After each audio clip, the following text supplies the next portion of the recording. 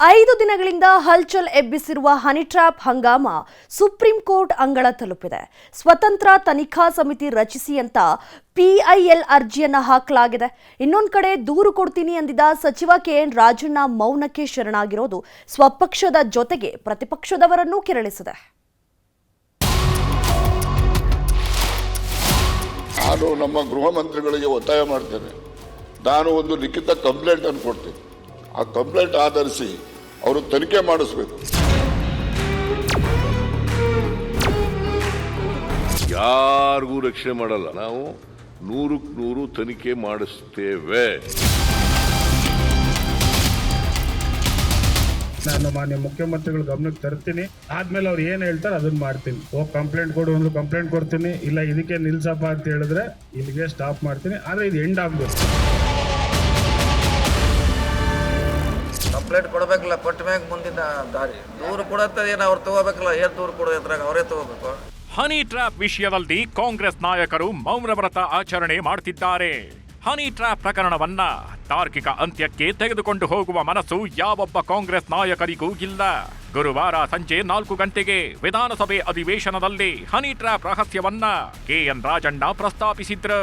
ದೂರು ಕೊಡ್ತೀವಿ ಅಂತ ಸಹಕಾರ ಸಚಿವ ರಾಜಣ್ಣ ಹೇಳಿ ಇವತ್ತಿಗೆ 5 ದಿನಗಳಾಗೋಯ್ತು. ದೂರು ಕೊಟ್ರೆ ತನಿಖೆ ಮಾಡಿಸೋದಾಗಿ ಗೃಹ ಸಚಿವ ಪರಮೇಶ್ವರ್ ಸದನದಲ್ಲೇ ಹೇಳಿಕೆ ಕೊಟ್ಟು 4 ದಿನ ಕಳೆದೋಯ್ತು. ಮುಖ್ಯಮಂತ್ರಿ ಸಿದ್ದರಾಮಯ್ಯನವರು ಉನ್ನತ ಮಟ್ಟದ ತನಿಖೆ ಮಾಡಿಸ್ತೀನಿ ಅಂತ ಹೇಳಿ 3 ದಿನ ಮುಗಿದೋಯ್ತು. ಆದ್ರೆ ಸಹಕಾರ ಸಚಿವ ರಾಜಣ್ಣ ಸ್ವಪಕ್ಷದ ಹನಿ ಕಹಾನಿ ಸೂತ್ರಧಾರನ ಮೇಲೆ ದೂರು ಕೊಡೋದಕ್ಕೆ ಹೋಗಿಲ್ಲ. ಯಾವಾಗ ದೂರು ಕೊಡ್ತೀರಾ ಅಂದ್ರೆ ಸೂಕ್ತ ಸಮಯದಲ್ಲಿ ದೂರನ್ನ ನೀಡಲಾಗುವುದು ಅಂತಾರೆ ರಾಜಣ್ಣ. ಇನ್ನು ಗೃಹ ಸಚಿವ ಪರಮೇಶ್ವರ್ ಅವರನ್ನ ಸುಮೋಟೋ ಕೇಸ್ ಹಾಕಿ ತನಿಖೆ ಮಾಡಬಹುದಲ್ವಾ ಅಂದ್ರೆ ಆಗಲ್ಲ, ದೂರು ಕೊಟ್ರಷ್ಟೇ ತನಿಖೆ ಅಂತ ಜಾರಿಕೊಂಡ್ರು. ಆಯ್ತಾಯ್ತು, ಅವರವರ ಅಭಿಪ್ರಾಯ ಅವರು ಹೇಳ್ತಾರೆ. ನಾನೇನ್ ಹೇಳದಿದ್ದೆ, ಸೂಕ್ತ ಸಮಯದಲ್ಲಿ ದೂರನ್ನು ನೀಡಲಾಗುವುದು. ಅದಕ್ಕೆ ಸಮಯ ನಿಗದಿ ಮಾಡ್ಕೊಂಡಿಲ್ಲ. ಕೊಡ್ಬೇಕಲ್ಲ, ಅವರು ಕೊಟ್ರೆ ತಾನೆ ನಾವು ಕಾಸ್ ಆಫ್ ಆಕ್ಷನ್ ಬೇಕಲ್ಲ. Unless there is an FIR ನಾವು ಯಾವುದನ್ನೇ ತನಿಖೆಯನ್ನ ಮಾಡಕ್ ಬರೋದಿಲ್ಲ, ಆಗೋದಿಲ್ಲ. FIR ಇಲ್ಲದೆ ನಾವು ಯಾವ ಸುಮೋಟೋನು ಮಾಡಕ್ ಬರೋದು. ಸಣ್ಣ ಪುಟ್ಟ ಪ್ರಕರಣಗಳಾದ್ರೂ ಸುಮೋಟೋ ಕೇಸ್ ಹಾಕಿ ತನಿಖೆ ನಡೆಸೋ ಪೊಲೀಸರು ಹನಿ ಕಹಾನಿ ವಿಷಯದಲ್ಲಿ ಯಾಕೆ ಸುಮ್ಮನಿದ್ದಾರೆ? ಗೃಹ ಸಚಿವರು ದೂರು ಕೊಟ್ರಷ್ಟೇ ತನಿಖೆ ಮಾಡೋದು ಅಂತಿರೋದ್ ಯಾಕೆ ಅಂತ ಹೇಳ್ತಿಲ್ಲ. ಆದ್ರೆ ಬಿಜೆಪಿಯವರು ಸಿಕ್ಕಿದ್ರೆ ಹುಡುಕಿ ಸುಮೋಟೋ ಕೇಸ್ ಮಾಡ್ತಾರೆ. ಕಾಂಗ್ರೆಸ್ಸಿನವರೇ ಹನಿ ಟ್ರ್ಯಾಪ್ ನಲ್ಲಿ ಇರೋದ್ರಿಂದ ಮಾಡ್ತಿಲ್ಲ ಅಂದ್ರು ವಿಪಕ್ಷ ನಾಯಕ ಆರ್ ಅಶೋಕ್. ಅಷ್ಟಾಗಿದ್ರೂ ಪರವಾಗಿಲ್ಲ, ಹನಿ ಟ್ರ್ಯಾಪ್ ಪ್ರಕರಣ ಮುಚ್ಚಿ ಹಾಕಲು ಮ್ಯಾಚ್ ಫಿಕ್ಸಿಂಗ್ ಮಾಡ್ಕೊಂಡಿದ್ದಾರೆ ಅನ್ನೋದು ಅಶೋಕ್ ಅವರ ನೇರ ನುಡಿ. ವಿಧಾನಸಭೆಯಲ್ಲಿ 18 ಜನ ನಮ್ ಸಸ್ಪೆಂಡ್ ಆಗಿ ದೊಡ್ಡ ಹೋರಾಟ ಮಾಡಿದ್ರಿ ಅಂತ, ಇದಕ್ಕಿಂತ ದೊಡ್ಡ ಹೋರಾಟ ಮಾಡಕ್ ಸಾಧ್ಯನೇ ಇಲ್ಲ. ಅಷ್ಟು ದೊಡ್ಡ ಹೋರಾಟವನ್ನ ನಾವು ಮಾಡಿದೀವಿ. ಬಿಜೆಪಿಯವ್ರ ಮೇಲೆ ಆದ್ರೆ ಮಾಡ್ತಾರೆ ಸುಮೋಟೋ, ಕಾಂಗ್ರೆಸ್ ಮೇಲೆ ಆದ್ರೆ ಸುಮೋಟೋ ಆಗಲ್ಲ. ಬಿಜೆಪಿ ಆದ್ರೆ ಇಲ್ಲಿದ್ರು ಮಾಡ್ತಾರೆ, ಹುಡುಕಿ ಮಾಡ್ತಾರೆ. ದ್ವೇಷದ ರಾಜಕಾರಣ ಅಷ್ಟೇ. ಇದೆಲ್ಲ ಮ್ಯಾಚ್ ಫಿಕ್ಸಿಂಗ್ ಅವರವರ ಇಂಟರ್ನಲ್.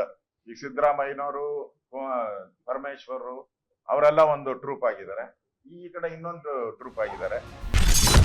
ದಿಢೀರ್ ದೆಹಲಿಗೆ ಹಾರಿದ ಸತೀಶ್ ಜಾರಕಿಹೊಳಿ.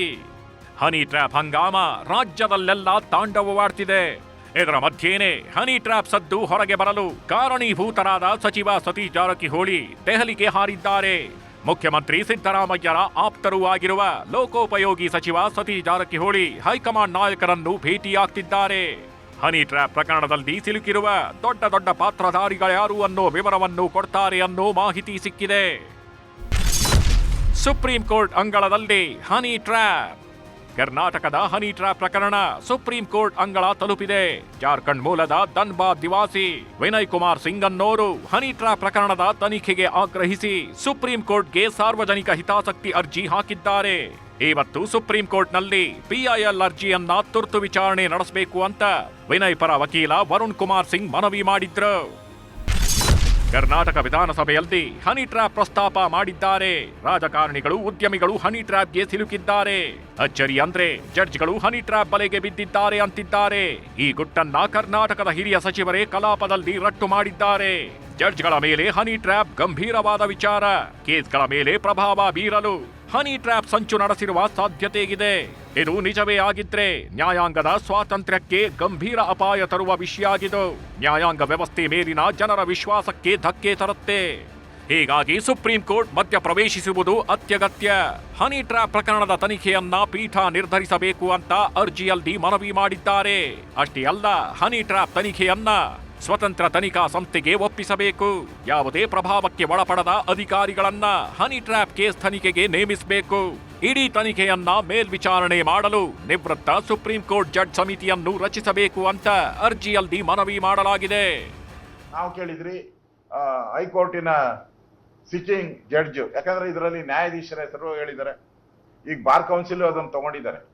ಬಾರ್ ಕೌನ್ಸಿಲ್ ಅಲ್ಲಿನ ಅಧ್ಯಕ್ಷರು ಮೀಟಿಂಗ್ ಕರೆದಿದ್ದಾರೆ. ಜಡ್ಜ್ಗಳ ಹೆಸರು ಇದರಲ್ಲಿ ಪ್ರಸ್ತಾವ ಆಗಿರೋದ್ರಿಂದ ವಿಧಾನಸಭೆಯಲ್ಲಿ ಜಡ್ಜ್ಗಳು ತಗೊಂಡಿದ್ದೀರಾ, ಕೇಂದ್ರದ ಸಚಿವರು, ಕೇಂದ್ರದ ನಾಯಕರೆಲ್ಲ ಹೇಳಿದ್ದೀರಾ. ಇಷ್ಟೆಲ್ಲ ದೊಡ್ಡ ಮಟ್ಟದಲ್ಲಿ ಇರ್ಬೇಕಾದ್ರೆ ನೀವು ಯಾವ ತನಿಖೆ ಅಂತ ಹೇಳ್ಬೇಕಾಯ್ತಲ್ಲ. ನೀವು ಹೇಳಿಲ್ಲ ಅಂದಕ್ಕೆ ನಾವು ಹೋರಾಟ ಮಾಡಿದ್ದೀವಿ. ಮುಖ್ಯ ನ್ಯಾಯಮೂರ್ತಿ ಸಂಜೀವ್ ಖನ್ನಾ ನೇತೃತ್ವದ ಪೀಠ ಶೀಘ್ರದಲ್ಲೇ ಅರ್ಜಿ ವಿಚಾರಣೆ ನಡೆಸೋದಾಗಿ ಹೇಳಿದೆ. ಒಂದು ವೇಳೆ ಅರ್ಜಿದಾರರ ಮನವಿಯಂತೆ ಸುಪ್ರೀಂ ಕೋರ್ಟ್ ಸಮಿತಿ ರಚಿಸಿದ್ದೇ ಆದ್ರೆ ಸಚಿವ ಕೆಎನ್ ರಾಜಣ್ಣರಿಂದ ಹಿಡಿದು ಪ್ರಭಾವಿ ಮಂತ್ರಿಗಳು ಹನಿ ಟ್ರ್ಯಾಪ್ ಮಹಾನಾಯಕರಿಗೂ ವಿಚಾರಣೆ ಬಿಸಿ ತಟ್ಟೋದು ಶತಸಿದ್ಧ. ನೋಡೋಣ ಏನೇನಾಗುತ್ತೆ ಅಂತ.